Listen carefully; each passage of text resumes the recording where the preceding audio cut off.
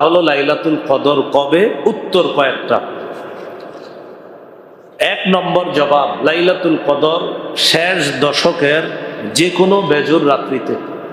লাইলাতুল কদর শেষ দশকের যে কোনো বেজুর রাত্রিতে।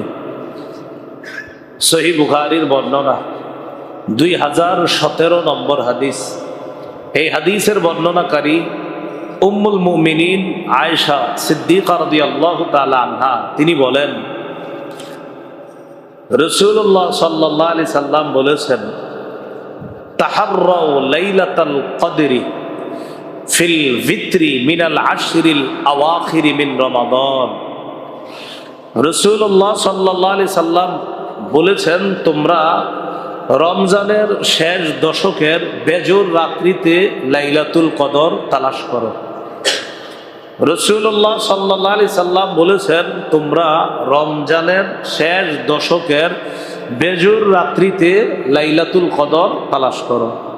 তাহলে লাইলাতুল কদর কবে? এই হাদিস থেকে জানলাম শেষ দশকের যে কোনো বেজোর রাত্রিতে লাইলাতুল কদর হতে পারে। এই জন্য শেষ দশকে লাইলাতুল কদর তালাশ করা। দ্বিতীয় জবাব, লাইলাতুল কদর 21তম রজনীতে। আবু দাউদের 1381 নম্বর হাদিসের বর্ণনা। আব্দুল্লাহ ইবনে আব্বাস রাদিয়াল্লাহু তাআলা আনহুমার বর্ণনা, তিনি বলেন রাসূলুল্লাহ সাল্লাল্লাহু আলাইহি ওয়াসাল্লাম বলেছেন, ইলতামিসুহা, তোমরা লাইলাতুল কদর তালাশ করো, ফিল আশরিল আওয়াখিরি ফি তাসিআতিন তাবকা, তোমরা শেষ দশকের 9 দিন বাকি থাকতে লাইলাতুল কদর তালাশ করো। কয়দিন বাকি থাকবে? 9 দিন বাকি থাকলে কত রাত্রি হয়? 21তম। তোমরা লাইলাতুল কদর তালাশ করো শেষ দশকের 9 দিন বাকি থাকতে, তাহলে 21তম রজনী। প্রথম জবাব, শেষ দশকের যে কোনো বেজোর রাত। দ্বিতীয় জবাব, শেষ দশকের 21তম রজনী। তৃতীয় জবাব, লাইলাতুল কদর 23তম রজনী। কত? 23তম রজনীতে তালাশ করা। সহিহ মুসলিমের বর্ণনা 2665 নম্বর হাদিস, 2665 নম্বর হাদিস। এই হাদিসের বর্ণনাকারী আব্দুল্লাহ ইবনে উনাইস রাদিয়াল্লাহু তাআলা, তিনি বলেন রাসূলুল্লাহ সাল্লাল্লাহু আলাইহি সাল্লাম বলেন, ইন্নী উরিতু লাইলাতাল কদরি সুম্মা উনসিতুহা, আমাকে লাইলাতুল কদর দেখানো হয়েছে অতঃপর ভুলিয়ে দেওয়া হয়েছে। আমাকে লাইলাতুল কদর দেখানো হয়েছে অতঃপর ভুলিয়ে দেওয়া হয়েছে। আমাকে জানানো হয়েছে ওই দিনই লাইলাতুল কদর, ওই রাতটাই লাইলাতুল কদর, কিন্তু এরপরে আবার ভুলাইয়া দিচ্ছে। রাসূলুল্লাহ সাল্লাল্লাহু আলাইহি সাল্লাম বলেন, ওয়া ইন্নী আরা সুবহাহা, আমি আরো দেখলাম স্বপ্নে যে লাইলাতুল কদরের সকালটা এমন একটা সকাল, আসজুদু ফি মাইন ওয়া তিনিন, আমি পানি এবং কাদা মাটিতে সিজদা করতেছি। লাইলাতুল কদর আমাকে দেখানো হয়েছে। দেখানোর পর পরের সকালটা ছিল এমন, আমি পানি এবং কাদা মাটিতে সিজদা করতেছি। এতটুকু মনে আছে, তবে লাইলাতুল কদরটা কবে এটা আমার মনে নাই, এটা ভুলিয়ে দেওয়া হয়েছে। এখন হাদিসের বর্ণনাকারী আব্দুল্লাহ ইবনে উনাইস বলেন, ফামুতিরনা লাইলাতা সালাসি ওয়া ইশরিনা, একবার রমজানে এমন হলো যে 23তম রজনীতে বৃষ্টি হলো। সুবহানাল্লাহ। বর্ণনাকারী বলেন 23তম রজনীতে বৃষ্টি হলো। ফাসাল্লা বিনা রাসূলুল্লাহ সাল্লাল্লাহু আলাইহি ওয়াসাল্লাম ওয়া ইন্না আসারাল মা'i ওয়াত-তিনি আলা জাবহাতিহি ওয়া আনফিহি, 23তম রজনীতে বৃষ্টি হলো। পরের দিন ফজর যখন নবী পড়াইলেন, ফজরের পর যখন নবী বাসায় ফিরে গেলেন, ফাসাল্লা বিনা রাসূলুল্লাহ সাল্লাল্লাহু আলাইহি সাল্লাম, নবী আমাদেরকে ফজর পড়াইলেন। ফানসারাফা, ফজর পড়ার পর যখন বাসার দিকে ফিরে গেলেন, ওয়া ইন্না আসারাল মা'i ওয়াত-তিনি আলা জাবহাতিহি ওয়া আনফিহি, তাকায়া দেখলাম পানি এবং কাদা মাটির চিহ্ন নবীর কপালে এবং নাকে দেখা যাইতেছে। নবীজি কি বলছিলেন? আমাকে দেখানো হয়েছে। আমি আরো দেখলাম পরের সকালটা আমার পরের সকালটা ছিল এমন, আমি পানি এবং কাদা মাটিতে সেজদা করতেছি। তো সাহাবী বলেন, একবার রমজানে এমন হইল, তো দেখলাম যে 23তম রজনীতে বৃষ্টি হলো, আর পরের দিন ফজর পড়ানোর পর নবীর কপাল মুবারক আর নাক মুবারকের মধ্যে পানি এবং কাদা মাটির চিহ্ন দেখা যায়। তো এই হাদিস থেকে বোঝা যায় 23তম রজনীতেও লাইলাতুল কদর হতে পারে। এটা গেল তৃতীয় জবাব। প্রথম জবাব শেষ দশকের যে কোনো বেজুর রাত, দ্বিতীয় জবাব 21তম রাত, তৃতীয় জবাব 23তম রাত, চতুর্থ জবাব 24তম রাত। কত? এরকম একটা বর্ণনা আছে না? 24ও বর্ণনা আছে, 25 ঠিক আছে, 24ও আছে। কোথায়? বুখারীতে আছে। কোথায়? হ্যাঁ, বুখারীতে, সহিহ বুখারীর 2022 নম্বর বর্ণনা। এটা আপনার মতো অনেকে অবাক হয়ে আমাদের প্রশ্ন করছেন যে কি বললেন না? আমি বললাম বুখারী তো আছে, তো 24তম রজনীর কথা বুখারীতে আছে, 2022 নম্বর হাদিস। আব্দুল্লাহ ইবনে আব্বাস রাদিয়াল্লাহু তাআলা আনহুমার বর্ণনা।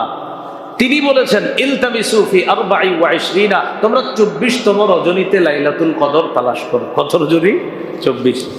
এজন্য আমি বলি, শেষ দশক পুরাটাই খালি প্রতিদিন ইবাদত করেন, শেষ দশক প্রতিদিন ইবাদত করেন। আচ্ছা, যাই হোক, তাহলে আমরা জবাব পাইলাম। 1 নাম্বার জবাব যে কোনো বেজর রাত্রিতে, দ্বিতীয় জবাব 21তম, তৃতীয় জবাব 23, চতুর্থ একটা জবাব বুখারীতে পাওয়া যায়। এটা ইবনে আব্বাসের একক বর্ণনা, আব্দুল্লাহ ইবনে আব্বাস। তবে বর্ণনাটা বুখারীর 2022 নম্বর বর্ণনা। আব্দুল্লাহ ইবনে আব্বাস বলেন, তোমরা 24তম রজনীতেও লাইলাতুল কদর তালাশ করো। পঞ্চম জবাব 25তম রজনী। কত? 25। 25তম রজনীর কথা, এটা বুখারীর 2023 নম্বর হাদিসে আছে। 2022 নম্বর হাদিসে 24তম রজনীর কথা আছে। আরো আছে আপনার অন্য রজনীর কথা আছে, 24তম রজনীটা আছে দেখা ওইটা আমরা জানলাম। বুখারীর 2023 নম্বর হাদিসে আছে 25তম রজনীতে লাইলাতুল কদর গুরুত্ব দিতে বলছে, তালাশ করতে বলছে। এই হাদিসের বর্ণনাকারী উবাদা ইবনে সামিত রাদিয়াল্লাহু তাআলা। উবাদা ইবনে সামিত রাদিয়াল্লাহু তাআলা আনহু বলেন, খরাজান নবী সাল্লাল্লাহু আলাইহি সাল্লাম লিউখবিরানা বিলাইলাতিল কদর। একদিন নবীজি বাসা থেকে বের হয়েছেন আমাদেরকে জানানোর জন্য লাইলাতুল কদর কবে। বাসা থেকে বের হয়েছেন এই নিয়তে যে আজকে আমি আমার সাহাবীদেরকে বলেই দিব ওই রাতেই লাইলাতুল কদর, এটা বলার জন্য নবীজি বের হয়েছে, নির্দিষ্ট করে বলেই দিব। বের হওয়ার পর ফাতালাহা রাজুলান মিনাল মুসলিমিন, দুইজন মুসলমানের মধ্যে একটু ঝগড়া লেগে গেছে, দুইজনে একটু বাকবিতণ্ডা হয়ে গেল, একটু ঝগড়া হয়ে গেল। রাসূলুল্লাহ সাল্লাল্লাহু আলাইহি সাল্লাম সাহাবীদের সামনে দাঁড়াইলেন, দাঁড়ায় বললেন, খরাজতু লিউখবিরাকুম বিলাইলাতিল কদর, আমি বাসা থেকে বের হয়েছিলাম তোমাদেরকে লাইলাতুল কদরের ব্যাপারে জানানোর জন্য। ফাতালাহা ফুলানুন ওয়া ফুলান, ওমকে ওমকে ঝগড়া করছে, এই ঝগড়ার মাঝে ফারুফিয়ান, ব্যাপারটা আমার থেকে উঠিয়ে নেওয়া হয়েছে, আমাকে এর মাঝে ভুলাই দেওয়া হয়েছে। এর মাঝে কি করা হয়েছে? নবীজি বের হয়েছেন বলার জন্য, নবীজি জেনে ফেলছেন লাইলাতুল কদর ওই রাত্রিতে, এটা বলবে, বলার জন্য বের হয়েছেন।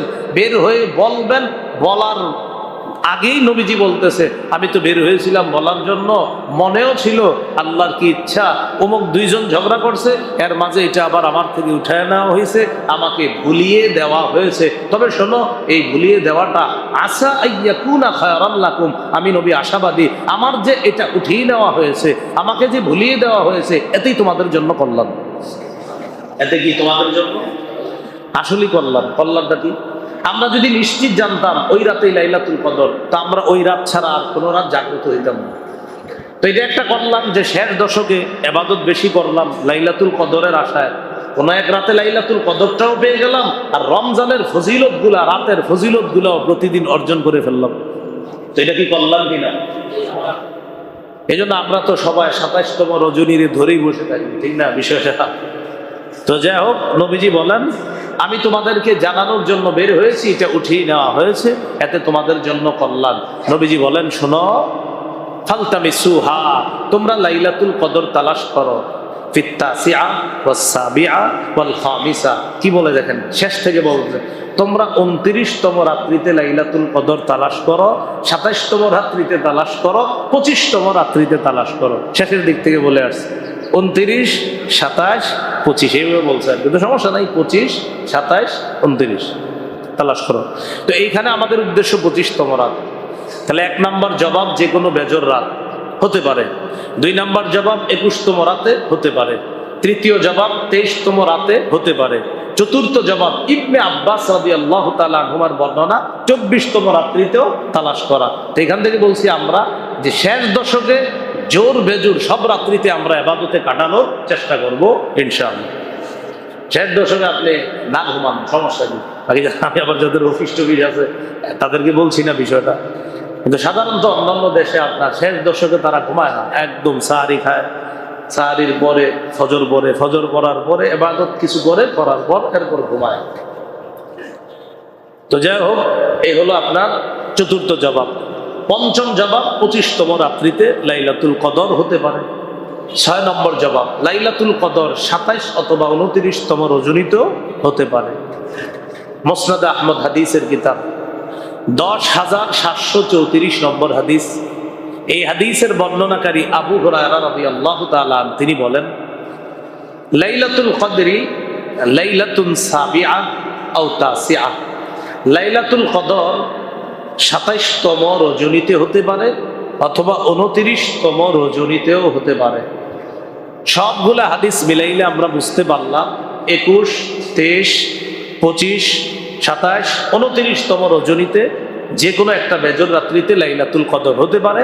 আর ইবনে আব্বাস রাদিয়াল্লাহু তাআলা আনহুমার বর্ণনায়, তিনি বুখারীর একটা বর্ণনা আসছে, তিনি বলেন 24তম রাত্রিতে তোমরা লাইলাতুল কদর তালাশ করো।